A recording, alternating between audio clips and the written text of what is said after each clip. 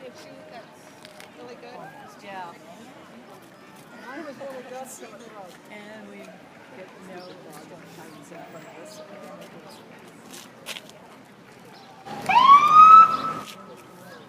Oh no, 2 hours.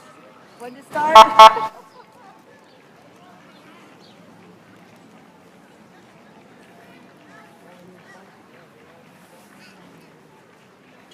heard that. They're usually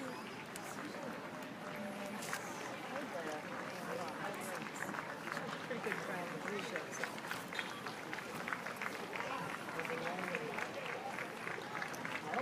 I don't recognize anything. At least I know them all in Oakland.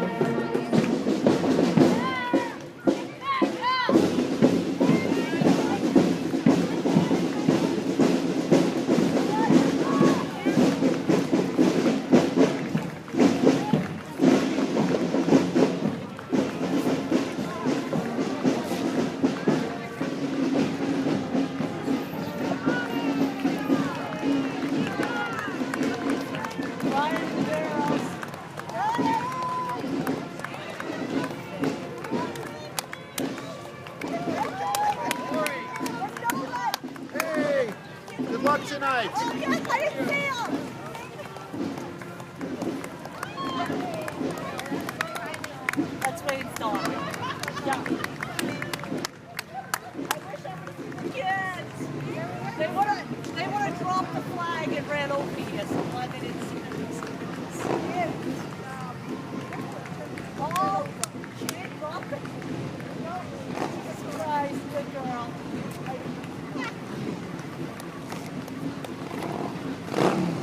You always have to give me a hug when they see me, so I'm afraid to drop stuff in the room.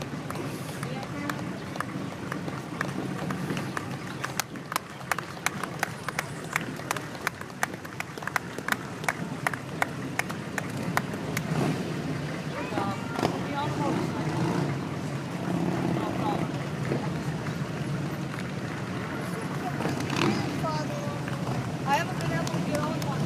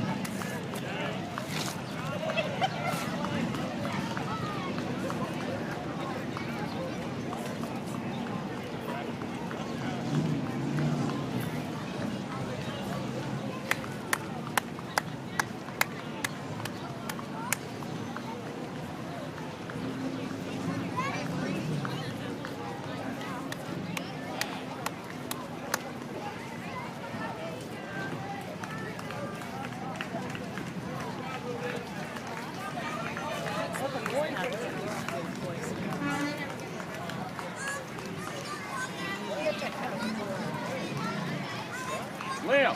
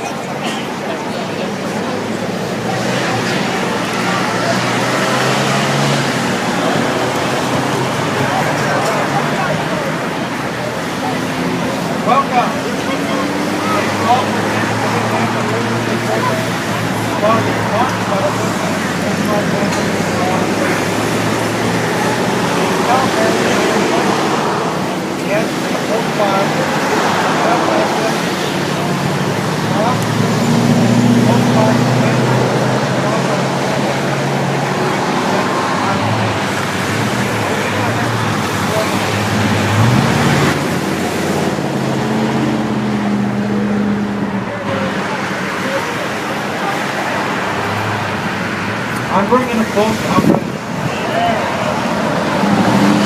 My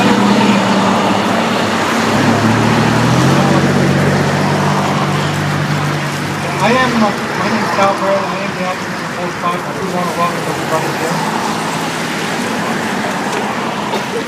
On behalf of Burke Landing and Post 5, American Legion of Waterville, Main Lodges, and Providence Legion Post, I want to welcome you and thank you for your participation and attendance in honoring all veterans who have served in our great country.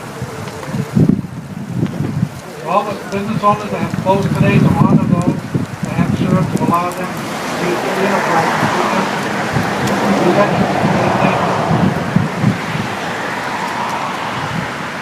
The Waterville High School band will now play our national anthem. And salute.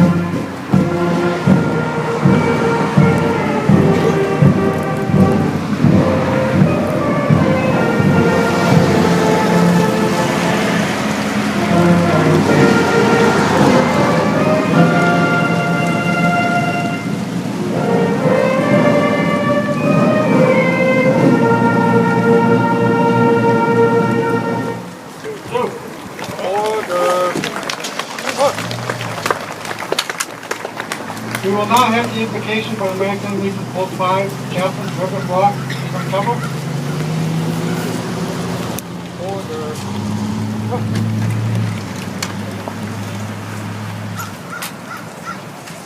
Father, we would love to thank our military men, women, for their courageous service and sacrifice in our country and its people. Yet, today we lift up our voices to express gratefulness and honor to these military men.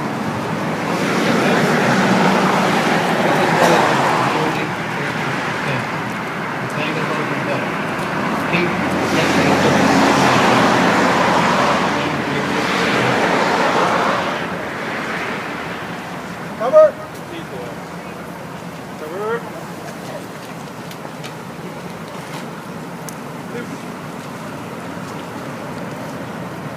At this time, it is my honor and privilege to introduce the Commander of Burke Landing, American Legion Post 5, and past National Sergeant announced for a presentation of Respectful Statement.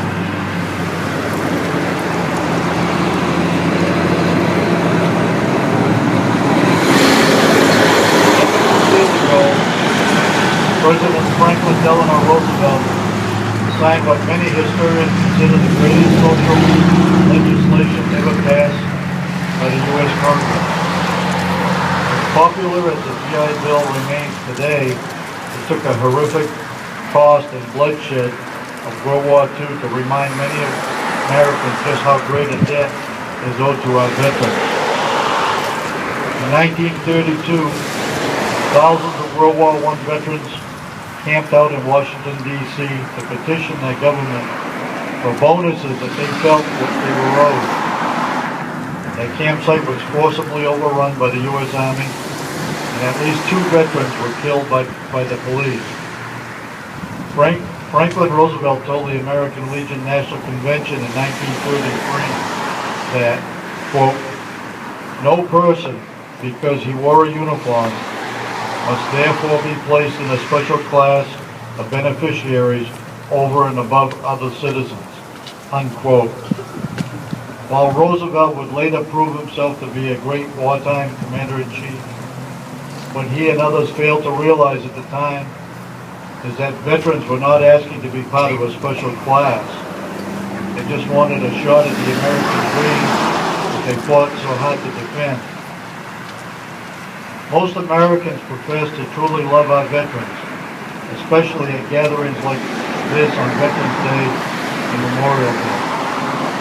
And while their feelings are usually sincere, it is important to remember that veterans are defending us 365 days a year. The heroism that has been demonstrated time and again by veterans in the American Revolution to the global war on terrorism is sometimes unnoticed by those of us who enjoy the security and that their sacrifices provided. Army Staff Sergeant Clinton Ronshaw has seen war at its very worst. While serving at Combat Outpost Keating in Afghanistan, he and his comrades awakened to an attack by an estimated 300 enemy fighters on October 3rd, 2009. According to his Medal of Honor citation, Staff Sergeant Ronshaw took out an enemy machine gun team and engaged in taking out a second when he received shrapnel wounds from a rocket-propelled grenade. He continued to fight on. He killed at least 3 other Taliban fighters and directed air support to destroy 30 other enemy fighters. After receiving this nation's highest military medal, Staff Sergeant Ronshaw said he felt conflicted. The joy, he said, comes from recognition of us doing our jobs as soldiers on distant battlefields, but is encountered by the constant reminder of the loss of our battle buddies. My battle buddies, my soldiers, my friends. Staff Sergeant Ronshaw's attitude is not hard to find among the living Medal of Honor recipients.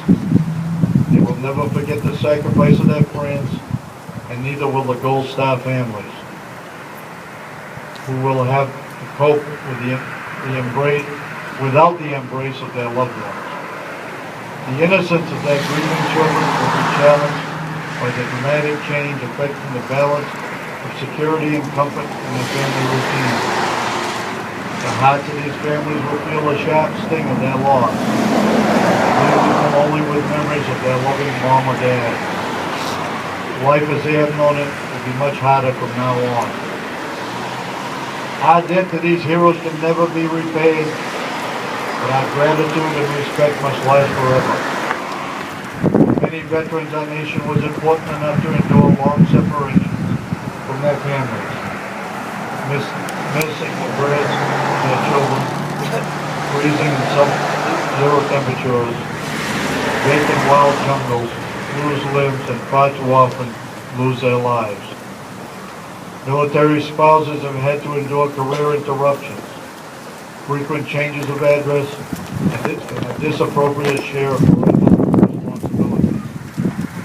The children often had to deal with changes in schools, separation from friends, and hardest of all, the uncertainty of whether or not mom or dad will live through their next combat tour. Warriors need advocates, and that is why the American Legion exists. We are here to serve veterans, their families, and our communities. Veterans need each other, but more importantly, our country needs our veterans. We cannot fight a war without veterans. And while the utopian idea of a society without war is appealing, let us not forget that wars have liberated slaves, stopped genocide, and toppled terrorists. Stephen Ambrose once wrote, "American wars have been like rungs on a ladder by which it rose to greatness. No other country has triumphed so long, so consistently, on such a vast scale through the force of arms." It has been often said that without our veterans, Americans would be speaking Russian, German, or perhaps Japanese. Regardless of which view of alternate history you take, we do know that without our veterans, America would not be America. And as we look in the Middle East today, we know that there is a large, dangerous, and committed group of fanatics that want us dead. And while ISIS, Al-Qaeda, and other terrorists may lack the conventional weapons of Nazi Germany or Imperial Japan, they are every bit as evil as their intentions. Those who defend us from our enemies must be supported, whether that service was in Baghdad or Beirut. We need to serve veterans as well as they served us, even when the guns have temporarily stopped firing. The American Legion shows its support for American heroes through its Family Support Network, the Legacy Scholarship Fund, Operation Comfort Warriors, temporary financial assistance, and the National Emergency Fund, just to name a few of our programs. Veterans don't ask much. They do not want to be in the special class, but benefits are a mere drop in the bucket compared to the financial and human cost of war. And while not all veterans see war, all who served in the military have expressed a willingness to fight as soldiers. You can show your support to these great men and women by hiring a veteran in your workforce, visiting a VA hospital, or donating to a veterans program. Companies should understand that it's smart business to hire veterans. And when members of the Guard and Reserve deploy, it is American business to ensure that their civilian careers do not suffer. Homelessness is another issue that affects veterans disappropriately. Too often today, tattered citizens of the street was yesterday's toast of the town in a crisp uniform with rows of shining metal. This is hardly the thanks to a grateful nation. We can do better. We must do better. Historians have said that Dwight Eisenhower was prouder of being a soldier than he was of being president. And while relatively few veterans ever reached the rank of general, pride in one's military service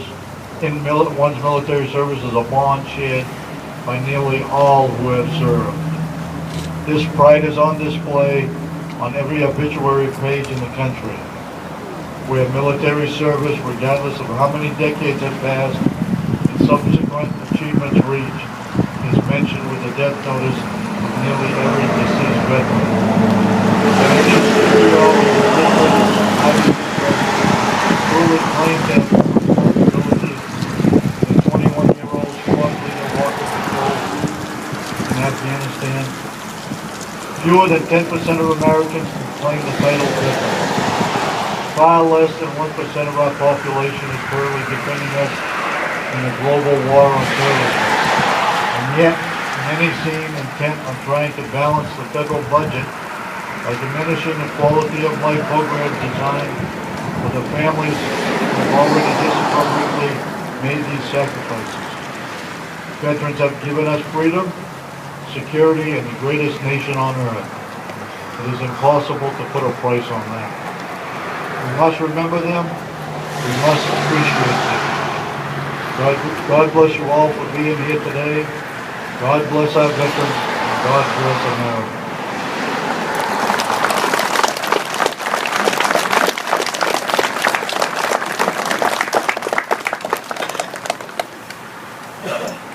Thank you, Commander Ernie, for those fine words. On behalf of Burke Flanagan, Polk 5 American Legion, we wish to thank all the participants I speak as Commander Parody, and all the veterans that have served our great United States of America. May God bless our troops, and God bless America. This concludes today's program. I'd like to update on the program folks with great participants, members, and veterans. Thank you.